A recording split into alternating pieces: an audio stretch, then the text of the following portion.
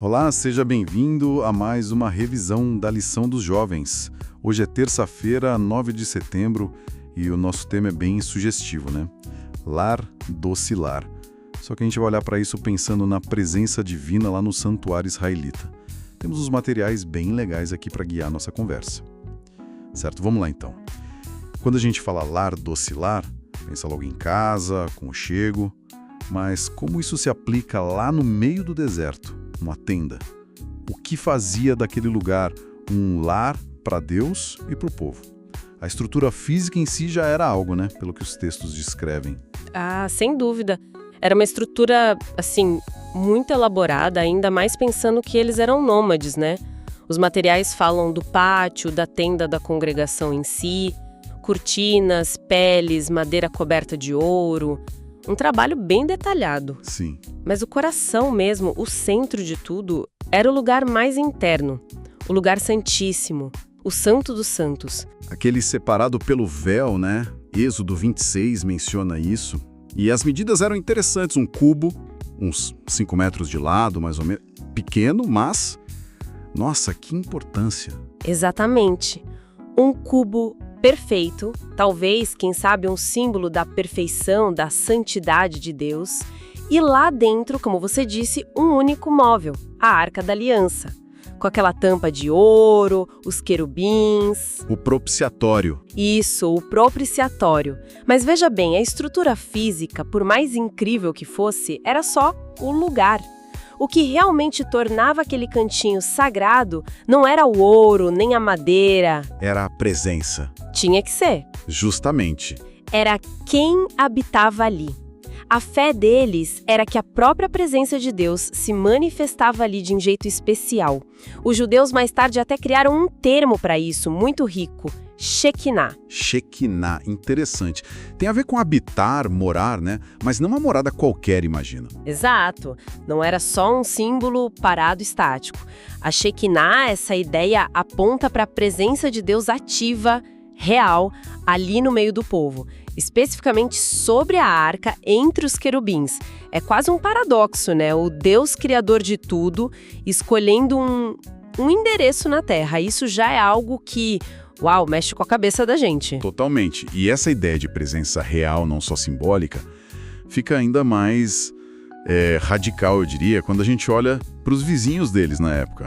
Egípcios, cananeus, eles também tinham templos, salas internas sagradas, certo? Sim, essa estrutura de templo, com um lugar mais reservado, era comum na região. Mas a diferença é gigantesca e está justamente no que tinha dentro desses lugares. Nos templos pagãos, essas salas internas, os santuários deles, guardavam o quê? Ídolos. Imagens dos deuses deles. Isso. Estátuas de pedra, madeira, metal, representações físicas das divindades. Era para isso que eles iam lá. Então, enquanto o vizinho entrava no templo para, sei lá, fazer uma oferenda para uma estátua que ele podia ver e tocar. O israelita, bom, o sumo sacerdote, né? Uma vez por ano, entrava no lugar santíssimo para encontrar um espaço vazio de imagens. Vazio. Isso é fundamental, revolucionário para a época. O segundo mandamento é claro, não farás para ti imagem de escultura. Êxodo 20, né? Sim. A ausência de imagem não era ausência de Deus, pelo contrário, afirmava que o Deus de Israel era espírito, invisível, maior que qualquer representação humana.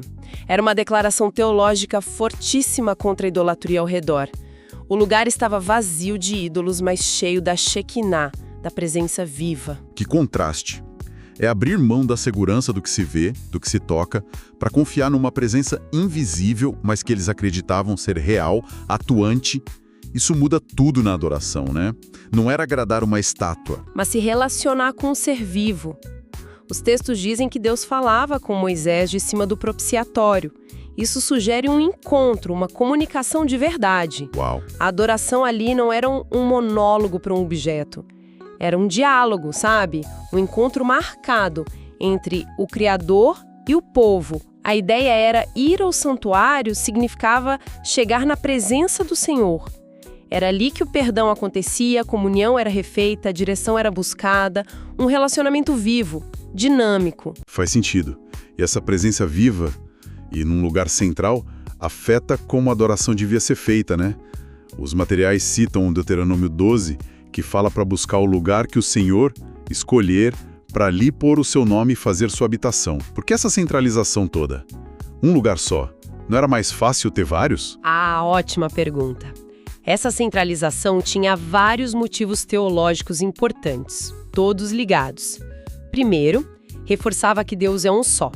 Ouve, ó Israel, o Senhor nosso Deus é o único Senhor. Um Deus único pediu um lugar de adoração oficial único, para evitar misturar as coisas com os cultos pagãos que existiam por ali. Evitar bagunça, né? Exato. E segundo, destacava a santidade daquele lugar específico onde a Shequina estava. Não era um templo qualquer, era o templo, a morada de Deus na terra. Isso dava uma solenidade, uma importância enorme para o lugar e para os rituais. E essa santidade toda exigiu uma resposta, né? Não dava para chegar lá de qualquer jeito.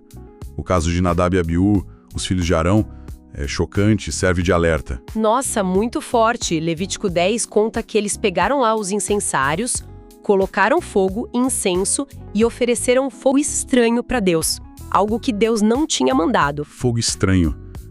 O que seria isso exatamente? Os detalhes não são 100% claros, mas a essência é desobediência. Talvez presunção, sabe? Tentar chegar perto de Deus do jeito deles, ignorando as regras que Deus tinha dado. A consequência foi terrível e imediata. Saiu fogo de diante do Senhor e os consumiu. Morreram ali mesmo. Pesado. Isso mostra que estar perto do sagrado é um privilégio gigante, mas vem com uma responsabilidade e até um certo perigo, né? A intimidade não podia virar falta de respeito. Exatamente. Nadab e Abiú são um exemplo trágico da necessidade de reverência, de obediência, de reconhecer a santidade absoluta de Deus. A presença dele não era algo para ser manipulada ou tratada de forma leve. Existiam regras, mediações, um caminho que Deus estabeleceu para o pecador poder chegar perto do santo sem ser destruído. E isso leva a outro ponto que você mencionou. Essa tensão entre Deus estar perto, mas ao mesmo tempo ser meio inacessível. Sim, parece uma contradição, né? Deus escolhe morar ali no meio deles, quer proximidade, mas põe barreiras. Como a gente entende isso? Como? É uma das coisas mais fascinantes dessa teologia do santuário. Deus está perto, sim, acessível pelos rituais, pelos sacerdotes, mas a glória, a santidade dele é tão intensa que um acesso direto, sem filtros, seria fatal para nós, pecadores. Pensa nas regras. Os sacerdotes comuns trabalhavam no lugar santo, mas nunca podiam entrar no Santíssimo. Só o sumo sacerdote. E só uma vez por ano. Uma vez por ano, no dia da expiação. E mesmo assim tinha todo um ritual. Levar sangue, entrar com uma nuvem de incenso para meio que velar a visão direta da glória sobre a arca. Levítico 16 fala disso. O incenso como uma proteção. Uma proteção, sim. Necessária. E essa reverência não é só humana. Isaías 6 descreve os serafins, anjos que estão ali na presença de Deus, cobrindo o rosto com as asas. É verdade. Se nem os anjos puros ousam olhar direto para a majestade de Deus, como a gente poderia? Essa inacessibilidade não era para afastar o povo, mas para proteger e para ensinar o tamanho da santidade de Deus e a gravidade do pecado que separa a gente dele. Tinha um véu literal e simbólico, mantendo essa distância respeitosa. Que dinâmica profunda. Um Deus que se abaixa para estar perto, mas cuja grandeza exige cuidado, respeito, mediação. Voltando para o nosso lar docilar. É incrível pensar nisso.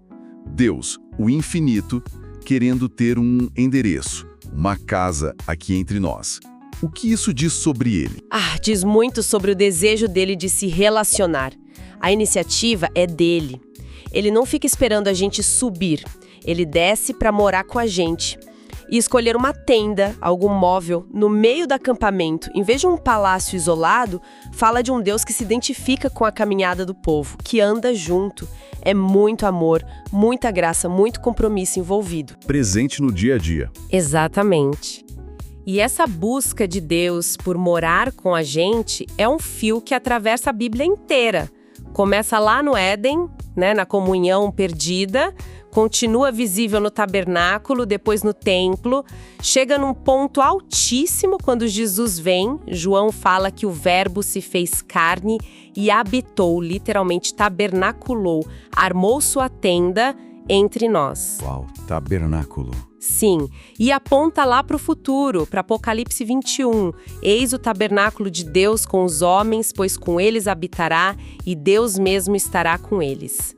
O santuário aqui na Terra era uma sombra, um tipo dessa realidade maior. Que trajetória linda.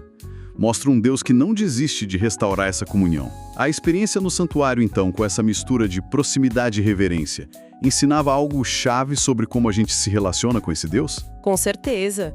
Ensinava que Deus é acessível, Ele quer o encontro, mas a santidade dele pede uma resposta de humildade, de arrependimento, de obediência.